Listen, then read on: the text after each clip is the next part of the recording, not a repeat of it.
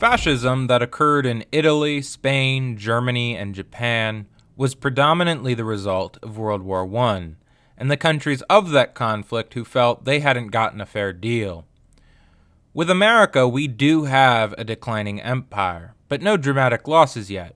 Vietnam, Iraq, Afghanistan did end unsatisfactorily, but we didn't lose 2 million dead like Germany did in World War I. The far-right reaction we are seeing has emerged because of the increasing victories of the left on the domestic front and the changing demographics of the United States.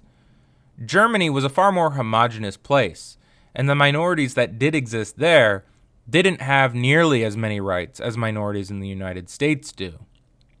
People could be openly racist in the 1930s, and of course not just in Germany, in our own nation as well.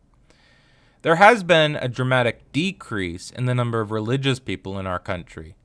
The Confederate flag and statues have been taken down in much of the South. Even statues of Thomas Jefferson are being taken down. And it's in these ways white nationalists have had their feelings hurt. Those racist religious people of our society that had dominated for so long are starting to feel the sting of these accumulative defeats. Whereas in Germany, the collapse of the empire came all at once, in America the collapse has been slow and steady. It had been thought, I imagine, that white nationalists would just slowly fade away because of how incremental these changes had been. They were probably thinking about the frog and boiling water analogy, but this analogy is flawed. When the water gets hot enough, the frog will jump out just as you would. You wouldn't just stay in there until you died. At some point, you'd say, okay, this is getting ridiculous. Let's rewind the clock. How did conservatives react to all the dramatic changes of the 60s? Did they stop being racist? No. They found new, insidious ways to screw over black people and other marginalized groups. They saw how the left had obtained power through small, incremental victories and copied this, starting with Nixon and Reagan, and with each passing year, building brick by brick, white supremacy, monopolies, and evangelicalism back up again.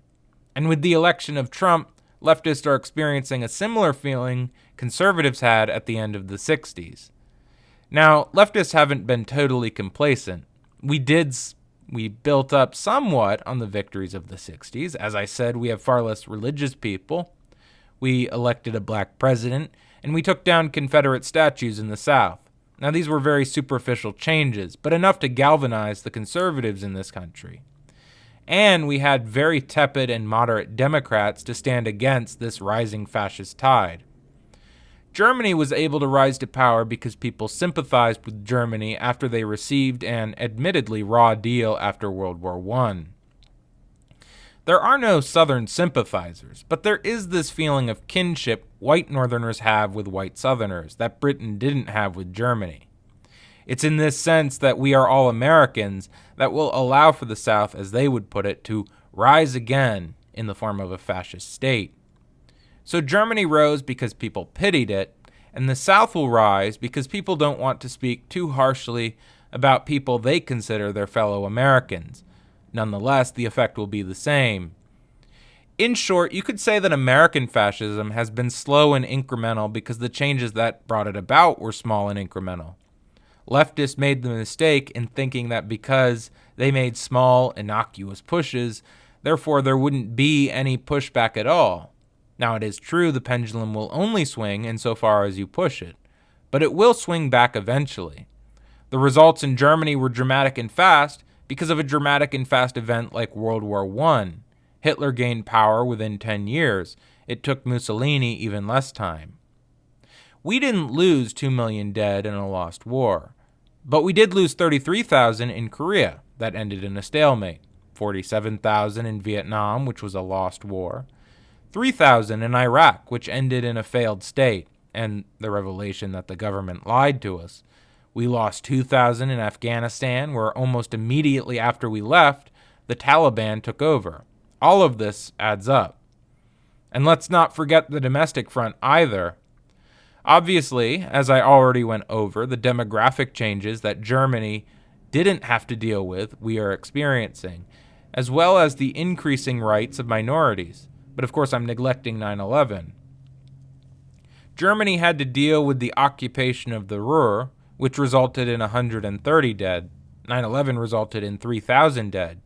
So this is another way in which America was worse than Germany prior to the emergence of fascism, which helps explain why, without a dramatic event like World War I, fascism could emerge here.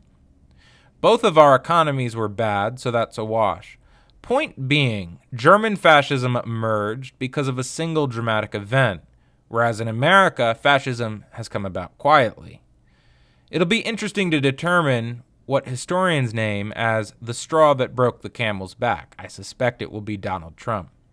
Whether he wins or loses in 2024, this will result in a fascist takeover of the American South. If he wins, obviously because conservatives will be emboldened and of all the new laws he will inevitably create.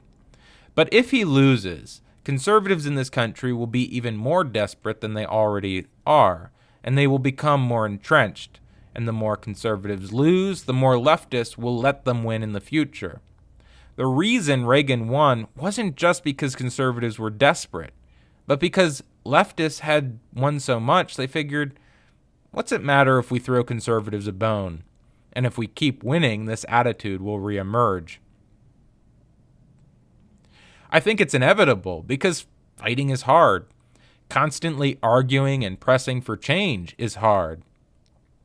And so a large fragment of the left will look for any opportunity to sit down and take it easy. After a big victory, they will have their excuse, and the right will use this to rise again. It's exactly what happened after the Civil War. The right that emerged after the Civil War were Confederate soldiers. The right that emerged in Europe were also returning soldiers of a lost war. And this brings me to my next difference between American fascism and other forms. While some individuals of this next fascist movement may be soldiers returning home, there won't be that many because there weren't that many soldiers overseas.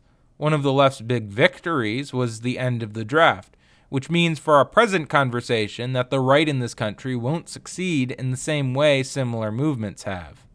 So where will their leaders come from? I think the answer lies in a Malcolm X quote. The KKK never went away. They just traded in their sheets for uniforms. As police brutality and racism becomes exposed in this country, those officers who were using the uniform to hurt people of color will go back and form a terrorist group like the KKK they would have belonged to had they not been able to use the badge. The far right never went away in this country. They simply hid in the shadows, and as we expose them, they will return to old ways of creating terror.